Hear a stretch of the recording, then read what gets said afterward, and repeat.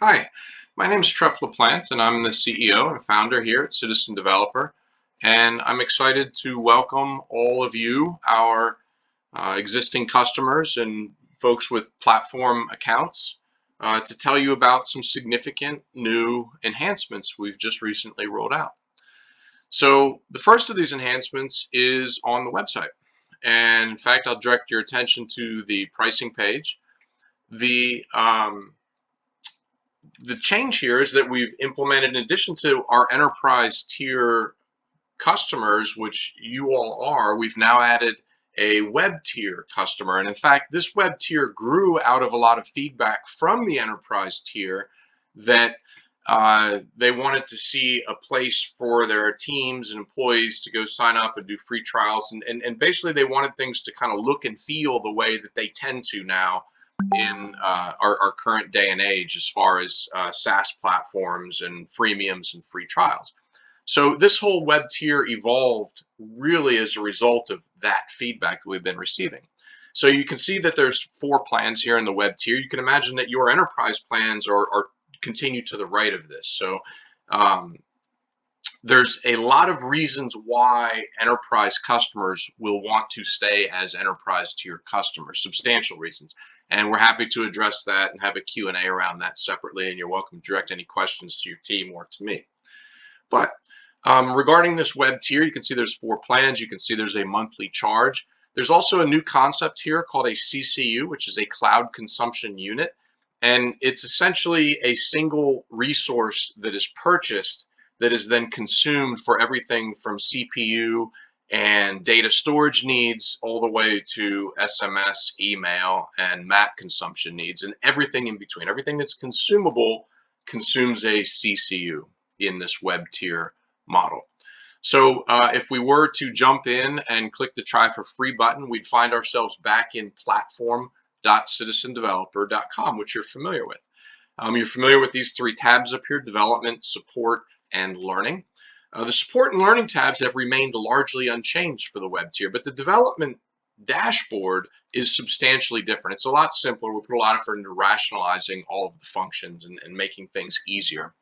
As a preview, we do expect to migrate the enterprise tier dashboard into this look and feel. So this look is what you should expect to see in your future. So here we are. We're on the development dashboard.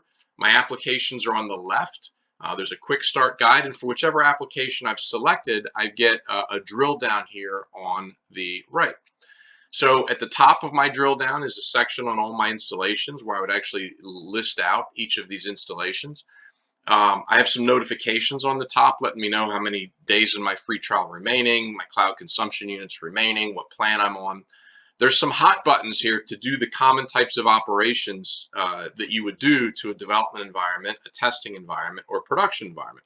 So in development, I might want to update to the latest platform GA, the general availability release, if there was one currently available. I'm on the newest. Or I might want to create a new application version. So it's a single button to do those things. If I had a production application, well, in this case, I would need to add a production app installation. I could do that here. And if I had one, these 2 would light up. I could update production to the latest testing version and back up production now. So making it really quick and easy to do common things. My plan doesn't support a testing environment currently, and I can upgrade to get that. And if I click the upgrade button, I see the 4 plans, and I see it's letting me know which plans would support this feature that I'm requesting. So the top section is all about my installations. The bottom section is about my consumption. So at the right here, we can see a detailed day-by-day chart of cloud CCU, cloud consumption unit consumption by service. You can see email, SMS, and in this case, web services. On the left, it helps me to sort of project my usage. So we can see that I'm tracking towards using just under 1 CCU for this period. But that's it. That is the dashboard across all my applications and the application I've chosen. There's only one other element to this new dashboard, and that's that I can pick a particular installation, drill into it, and we've put a lot of effort into rationalizing all of the functions for that installation here. So at the top, I see the same consumption information about that particular installation that I clicked on. At the bottom, I have installation support. So all the things that are necessary to properly support this installation. You can see information about the complexity of the application, metadata changes, any discussions or operations going on. Everything I need to know to deal with version control. So I can update my platform version, I can create new application versions, and then I have a history, and my hosting operations. So I'm going to close out of here, but collectively, this is the development dashboard. Much simpler, hopefully cleaner, and more consolidated and rationalized, easier for you to use. At some point, I'm going to want to pick an installation and I'm going to launch it. And in particular, I want to look at a development installation because I want to show you the new development tools. So let's launch into a new development installation. So I've got a very basic core application. I really haven't started building anything yet because I wanted to focus on showing you the tools. And right away, you should notice that the tools are much different than they used to be. First of all, the dashboard on the left is pinned. It's permanent. And there is no bottom overlay bar. And you'll find that there is no right side settings pane like there used to be. And there also is not the expansive modals. We got rid of almost all of the modals throughout the tools. We've greatly simplified and rationalized these tools. So how did we simplify these tools? Well, very simply, every entity in your application is now going to be represented in the dashboard. So we've added a number of sub dashboards so that every single entity that you would want to work on in your application now exists here, and you could search it and find it and operate on it. We've grouped those entities into the common framework of data layer, presentation layer, and logic layer entities, and of course some project management stuff. In the dashboard, we've also moved your user switcher, if you want to switch between, if you want to add new users to your application and switch between them, and your screen size changer are both here. Now, I don't have any users, so that's why it's saying no other users are found. That's not really an error, I just didn't add any. But if I did, I could, and I wanted to see what the screens look like through their security permissions, etc., I would go do that here. So I mentioned earlier that all the settings are, all the entities of your application are now in the dashboard and groups. So for example, in the data layer, we have a list of tables, a tables dashboard like we had before, a fields dashboard, which I think we had before too, but we now also have a relationships dashboard. Every entity is represented in the dashboard, and every entity you can directly edit from the dashboard, or you can even add from the dashboard. And all of editing and adding is done in this settings pane. And the settings pane follows the same process here in every case, which is that you'll see the list of settings on the left, and then you can go work with that setting on the right.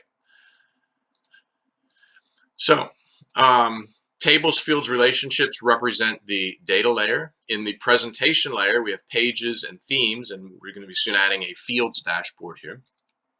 In the logic layer, we now have all the aspects of functions, scheduled logic, APIs, webhooks, all of your page logic, and all of your field logic. And again, if you pick any of these, you can simply click here and it will open it in a settings pane, and you can edit it. So one of the most interesting parts about all of the settings for an entity, remember all the entities are now in the dashboard, you can edit them from here, but the settings are now part of basically one big long list. So it's appearance settings, it's record settings, it's logic settings, it's discussion settings, etc. So one big long list of settings, and you can toggle through those right here in the settings pane for all of the entities, and all of the entities you can find in the dashboard. So that's working from the dashboard. We think you'll do a lot more of that, but we still have contextual inline editing as well. So if we were to turn on, for example, any one of these overlays, just like we did before, even the move and resize, just like we did before. If you were to turn all those on here, you can then edit in context. So if I were to pick something here and click once, you'll still get a preview pane. You can position that where you want. That preview pane will continue to show as you click through the other entities. It'll just toggle. And again, you can also switch through your layers because it's all just one long list of settings now. If I double click, it'll take me right to the settings pane. And really, that's it. That is the sum total of the tools. There are two modals in the current tool set. There's a modal for the query builder, and there is a modal for expressions, and that's it. So again, all entities are now in the dashboard. They're grouped by these three layers: data, presentation, and logic. You can search them all. They're all editable directly from a settings pane. It's now one long list of settings. And if you happen across a link out to a query or an expression, that will be done in a modal. And that is it.